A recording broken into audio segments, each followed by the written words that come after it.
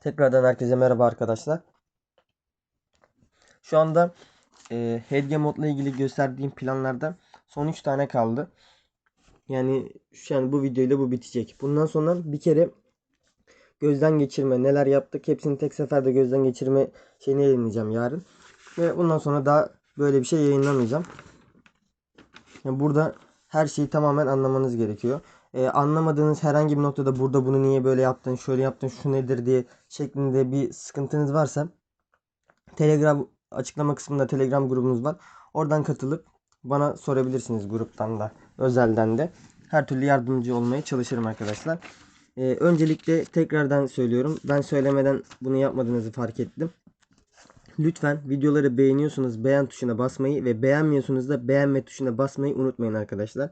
Yorumlarda görüşlerinizi belirtmenizi istiyorum. Çünkü buna göre videoları hazırlıyorum. Yani buna göre kendimi değiştiriyorum. Mesela şunu anlamıyorum derseniz ben o yöne doğru yöneliyorum. Bunu çok basit anlatıyorsun derseniz daha farklı bir şekilde anlatım tarzı denerim. Bu şekilde hem benim hem sizin için de yararlı olur arkadaşlar.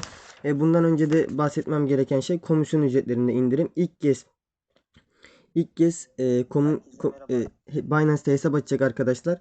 Açıklama kısmında verdiğim spot ve vadeli işlemler linklerinden kayıt olursanız spot piyasası için ömür boyu %20 komisyon indirimi kazanacaksınız. Bakın, ömür boyu spot piyasası için. Elinizde BNB coin'de bulundurursanız bununla beraber spot piyasasında totalde kaçtı? %25'te BNB veriyordu. Toplamda %40'lık bir komisyon indirimi kazanmış olacaksınız. Vadeli işlemler için de sadece ilk ay için geçerli olabiliyor ve bir kez kullanabiliyorsunuz. %10 komisyon indirimi kazanıyorsunuz. Bu vadeli işlemlerde komisyon indirimleri çok önemli. Ekstra BNB'de bulursanız %10 da oradan ortalama %7 ile %5 arası bir indirim kazanmış pardon, %15 ile %17 arası bir indirim kazanmış olacaksınız totalde. Kesinlikle bunu kullanmanızı tavsiye ediyorum. Onaylı hesabınız yoksa sürekli yeni bir hesap açıp kullanabilirsiniz. Yeni hesap açmak istiyorsanız da şöyle temp yazayım hemen. Temp mail. Niye bulmadı? Pardon. Yanlış yere girmişiz. Filmler, uygulamalar.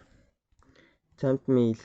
Bakın, şu uygulama var. Bu uygulamadan rastgele mail alıp ve buraya onay kodu gelip kolaylıkla hesap açabilirsiniz.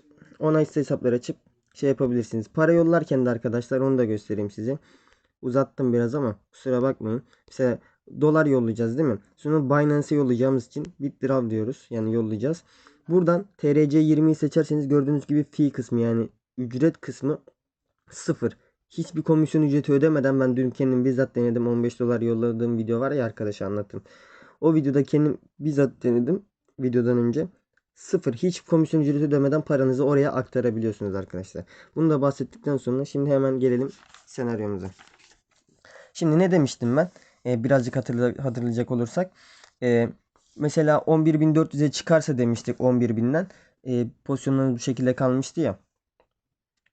Bir önceki videoda bakabilirsiniz daha iyi hatırlamak için. Şimdi 11.400'den pozisyonları eşitlemiştik. Ve bu şekilde büyüklükleri ve giriş fiyatları aynı olduğu için pozisyondan çıkabilmiştik. Zararsız.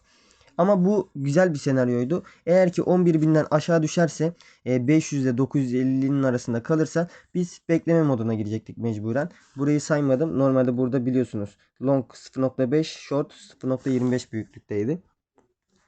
Ve burada bırakmıştım. Demiştim ki 10.500'e gelirse 0.5 BTC long, 0.5 BTC shortumuz olacaktı.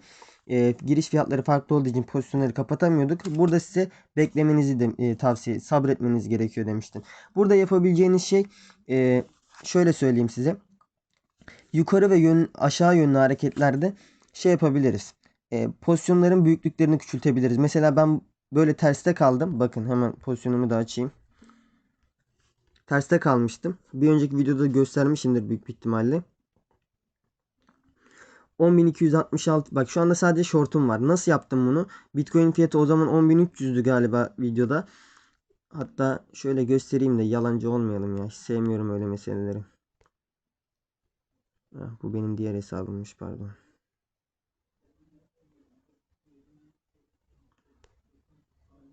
Hemen şöyle girmeye çalışıyorum. Şöyle sesi kıssam sizden kısılır mı bilmiyorum ama. Buradan mı? Aynen şu videoda büyük ihtimal gösteriyordur. Yok, buradan göstermeyeyim. Bu zaten hediye modu. Şunda vardır ama.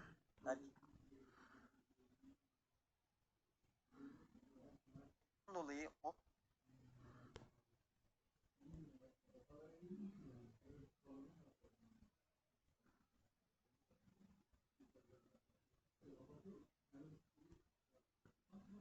şurada bir yerde olması lazım. Neyse, bana uğraşmayayım ya. Orada bir yerde var ama. Zaten girmişim kendi hesabıma. Oradan görebilirsiniz inanmıyorsanız. Video uzamasın. 10.717'den girişim vardı. Long pozisyonun. 10.266'dan da short'un girişi vardı. Birisinde 0. Mesela short'un büyüklüğü 0.6 idi. Long'un büyüklüğü de 0.45'ti. Ama ben ne yaptım? İkisini de 266'dan 0.25 225'e düşürdüm. Şu long'u da aynı şekilde 225'e düşürdüm. Baktım yine aşağı doğru iniyor. Bu sefer 10.717'den tekrardan pozisyon kapatma kararı aldım. Çünkü bugün ne cuma, hafta sonuna yaklaşıyoruz. Pazar günü yeni bir hafta başlangıcı olacak. Ben ona göre tekrardan long'dan giriş yapacağım çünkü arkadaşlar. Niye 225'e düşürdüm derseniz, çünkü bakiyem 450 dolar. 450 doların 2000'de biri, yani şöyle 450 bölü 2000 yaparsak 0.225. Bakiyen düştü demeyin, çünkü bir önceki videoda da dediğim gibi 15 doları diğer arkadaşın hesabına transfer ettim. 466 vardı. Yani yine para kaybetmedim. Sadece funding'den gidiyor işte. 450 vardı, birazcık gitmiş. Neyse. Bunu da gösterdikten sonra gelelim tekrardan kameramıza. Şuna mı gelelim? Aynen, buna gelelim. Evet. Burayı tekrar hatırlattım. Dediğim gibi burada beklemeniz lazım. En kötü pozisyonları küçültürsünüz. Şimdi şöyle bir durum var. Böyle de dedim ya, bekleyeceksiniz diye. Şimdi ben burada yeni bir planda 8.000 dolara düştüğünü varsaydım. Ama niye 8.000 şimdi? Kafanız burada karışmasın. Şimdi dedim ki ben burada beklerken pozisyonları küçülteceksiniz ya. Mesela 10.500'den böyle yaptık. 0.5 bunu büyüttük. Şimdi arkadaşlar 8.000'e demem, düştüğünü göstermem sebebi absürt bir şey olsun diye. Mesela bu 9.500'e de düşebilir. 10.000'e de düşebilir. 10.000'de kalabilir. Ben burada dedim ki 8.000'e kadar düştü ve burada bir durgunluğa ulaştı. Durgunluğa ulaştığında işlemi açmaya başlayacaksınız. Neydi? Burada 0.5 BTC büyüklüğündeydi ya. İkisi de. Ben ne yapmışım burada? Daha aşağı indiği için long pozisyonu, bak tersi. Aşağı inerse long, yukarı çıkarsa short. Aklınıza kalsın. Long pozisyonu 2 katı açtım. 0.5'ti, 1 BTC'ye çıkardım. Bunu yapma sebebim, çünkü 8.000 doların durgunluk olduğuna karar verdim ya. Bundan dolayı 8.000'de durgunluğa ulaştığını düşündüm ve likidasyonum 7.338 dolar. Hedge'nin likidasyonu, unutmayın bunu. Böyle bir pozisyon açtığımda. Ve kullanılabilir bakiyem 175 dolar kaldı. Evet, giriş fiyatlarımda 9.475'ten long 1 BTC, shortumda 10.500'den 0.5 BTC arkadaşlar. Şimdi eğer ki şöyle bir şey olursa, gösterge fiyatı 8.450 dolara çıkarsa arkadaşlar, bu sefer ne olacak? Ortalama yükseltme düşürtme tekniğinden yararlanıp short'u da 9.475 doları giriş fiyatını düşüreceğim. Ve bu şekilde artık 0 dolara da düşse 71.000 dolara da çıksa, bakın 71.000 diyorum çünkü 72.000 Hedge'nin likidasyonu. Biz sıfırlanmayacağız ya da hiç para kaybetmeyeceğiz. Tabii ki funding hariç. Hiç para kaybetmeyeceğiz. Ee, Böyle zararsız bir şekilde 600 dolar bakiye ile tekrardan çıkabileceğiz pozisyondan. Bu absürt pozisyonlarda bu pozisyon işlemleri bittikten sonra ben size nasıl güzel kar kazandırıyor onu göstereceğim. Bu durumlara düşmeniz çok zor bir ihtimal. Tabii olabilir, bu Bitcoin sonuçta. Ama ben size söyleyeyim, 1,5 aydır yapıyorum. Bir kere zor duruma düştüm. O da dediğim gibi neydi? Şu ortalama bekleme süreci var ya. Bir 2-3 günlük bekleme süreci yaşadım ve 2 pozisyonu da kapattım. Yani 2 pozisyonu da kapattım dediğim, long'u kapattım. Short'ta duruyor şu anda. Hafta açılışını bekliyorum.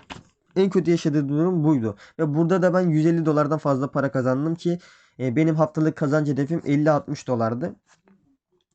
Yani şu şekilde söyleyeyim. Yani bu işte böyle oluyor. E, Dediğim gibi bu fiyata geldiğinde böyle. Ben şimdi bir ortalama hesaplamasını göstereyim size. Nasıl 9.475'e düşmüş. Hemen onu göstereceğim. Hemen girelim. Futures kısmından hesap makinesine.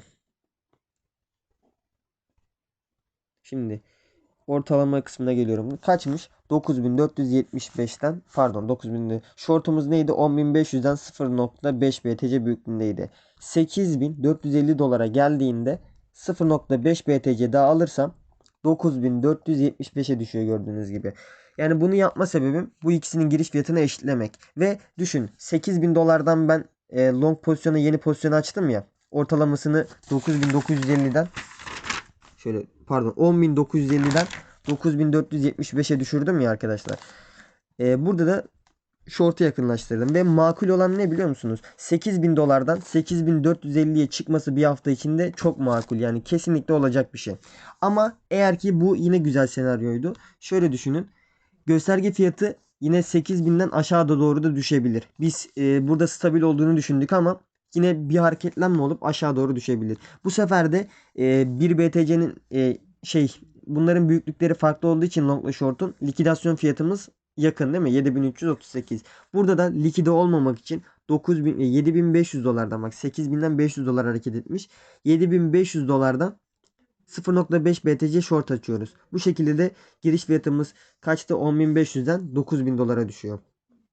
Böyle bir durumda da büyüklükleri eşit olduğu için likidasyonum çok yüksek oluyor. 15.000 dolar oluyor. Yani 7.500'ün 2 katı. Ama fark ettiyseniz büyüklüğün fazla olduğu için likidasyon 72.000 dolar gibi bir civar değil de 15.000 dolar oldu. Tabi burada sıfırlanmazsınız. Böyle bir durumda da istediğiniz zaman yani 15.000 dolara gelmediği sürece 15.625 ya siz 15.000 dolardan bile kapatabilirsiniz. Pardon yanlış söylüyorum. Bunların giriş fiyatları şu anda aynı değil. Ya burada yapmanız gereken arkadaşlar 9475 ve 9000 dolar ya. Burada yine dediğim gibi şurada bahsettiğim gibi arkadaşlar burada büyüklük düşürmeye bakacaksınız. Büyüklük düşürmeye baktıktan sonra yine aynı şekilde işlemleri tekrarlamaya devam edeceksiniz. Bir zamandan sonra böyle köpeğin kuyruğunu kovaladığı gibi başa dönüyor arkadaşlar. Tekrardan aynı işlemleri aynı mantıkla yapmaya devam edeceksiniz. Tabi böyle bir durumlar dediğim gibi ben en absürt olayları söyledim. Böyle bir şey olsa zaten ben bu işe kalkışmam. Bunun mantığını anladıktan sonra bu işlemleri ufaktan böyle mesela 10 dolarla 20 dolarla böyle ufaktan bir başlangıç yapmaya başlayabilirsiniz. Tavsiyem size bu şekilde.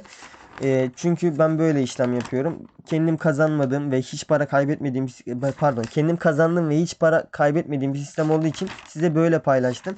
Benim burada kullandığım başka teknikler de var ama bunu size kesinlikle şu anda göstermeyeceğim. Çünkü bu olayı tamamen kavramanız gerekiyor. Çünkü benim o tekniği gösterirsem kafanız çok karışabilir. Ben bu şekilde en basit yöntemle bunu gösterebildim size. Bundan sonraki videoda bunu tekrardan baştan düzenli bir şekilde anlatımını göstereceğim. Yani plan 1'den plan 12'ye kadar olan kısmı baştan anlatacağım. Ne yaptığımızı. Ondan sonraki videoda da arkadaşlar nasıl kazanç sağlıyoruz onu. Çünkü bu en kötü senaryoydu. Her şeyin en kötüsünü gördük. Bundan sonra da en güzel senaryoyu göstereceğim size arkadaşlar. Umarım video hoşunuza gitmiştir. Anlamadığınız her şeyi bana Telegram'dan sorabilirsiniz. Kendinize iyi bakın arkadaşlar. Hoşçakalın.